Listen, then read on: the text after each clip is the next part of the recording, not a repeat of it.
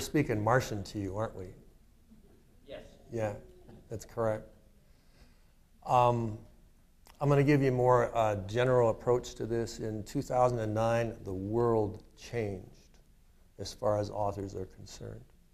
When that first workable Kindle came out,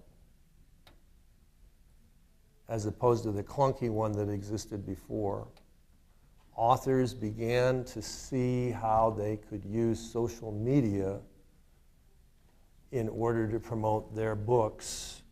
They were thinking electronically because of the Kindle issue, and this isn't about ebooks, so we're just going to put that aside. But simultaneously with that, authors realized that there was a way to promote books without ever seeing another human being, without going to bookstores, without doing any of the traditional methods of marketing that people have been doing before that. Some of it was pioneered by a guy named Joe Conrath. His author's name is J.A. Conrath, and I really shouldn't be doing this because he should pay me money for mentioning this. But back in 2009 on his blog, and the word blog refers to an online essay that is affiliated with your website. We'll translate some of the terms. And he began writing about ways to market his books that were a totally different way. And then a guy named Barry Eisler came aboard with him, and they began both exploring these ideas. And there were other people before that, but in 2009, that's sort of the watershed. Before we go any farther, our job is to write the most meaningful, moving, interesting, significant books we can. But in today's world, that's not enough. You have to write that meaningful, significant, moving book. And then you have to figure out what to do with it. And another significant change that occurred in publishing happened in 1999 when the big conglomerates came into publishing and bought up the majors. Tom Doherty, I have to say, tell Tom hello. Tom and I go back a very long way with Tor Forge. And Tom and Forge have managed to keep an independence even in a world where there's a lot of, owned by powerful organizations. And anytime you have people coming in and buying up things, you have a reduction in staff. And many publishers, I don't know if it's caught up yet, but many publishers, one way they got rid of the budget that they had to reduce is by reducing their publicity departments.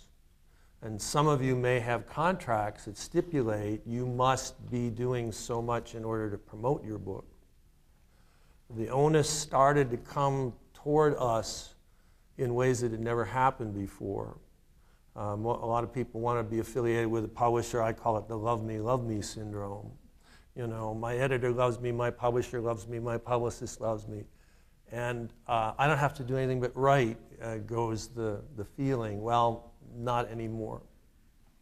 And the author must, at a certain point, assume responsibility for promoting the work.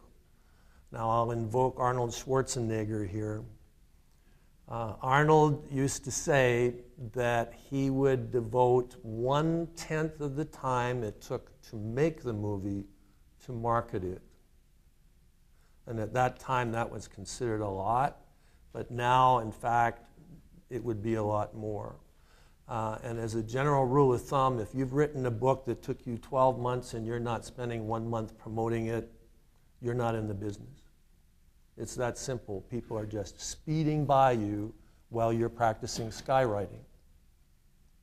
So your job, if you like, from what we're doing here is, first of all, to make sense for some of you of what my colleagues are saying, because it's dense and the terms are somewhat difficult, and you need to make an adjustment in your psyche. But you need to go away and study what happened in publishing from 2009 on, and educate yourself. If you don't have a website that's up to date, you're not in the business. If you don't know what Facebook is and you do not have a Facebook page, you are not in the business. If you don't have some connection with Twitter, I'm not very comfortable with Twitter, I pay somebody to take items that I do elsewhere and to reduce them to the Twitter size. You can get help on this. But those are just a minimum of what needs to be done. And we could take weeks up here, in a way, to talk to you about all this. And it would be frustrating for you when instead you could go back and just start small and start building up. Because the social media and the way that that media can create what's called a viral effect, just like an epidemic, can't be done any other way. So just internalize my advice as you listen to them and get your mind straight that if you want to sell books, if you want to be an author whom people read in quantity, you cannot rely on your publisher to do the work for you because they don't have, in many cases, the resources to handle equal attention to all authors, especially beginning authors. What happens to you 100%. Not your agent, not your editor, no one else, not your brother, not your spouse. You are the captain of your ship. And you must, when you go away from here, if you care, assume responsibility for your career and learn about this stuff. And there's a disjunct here between Western writers who are writing about, there are no cell phones in Westerns, right? There is no Facebook in Western. You make your living writing about a time that couldn't have imagined what has happened. But I'm asking you to become schizophrenic. I'm asking you to, all that glory, and that's one of the things that the West, that makes Westerns so powerful, because they are like Mars today. I'm asking you to, with all that glory, to now come over in a weird schizoid way and say, I'm also going to be at the lead of the 21st century. I'm going to be the best damn media marketer possible, and it doesn't cost any money. You know, this gentleman, I love him for going to all those stores, and I've done it myself. And you have to do that too. But what I'm telling you is the truth about how to survive in this business.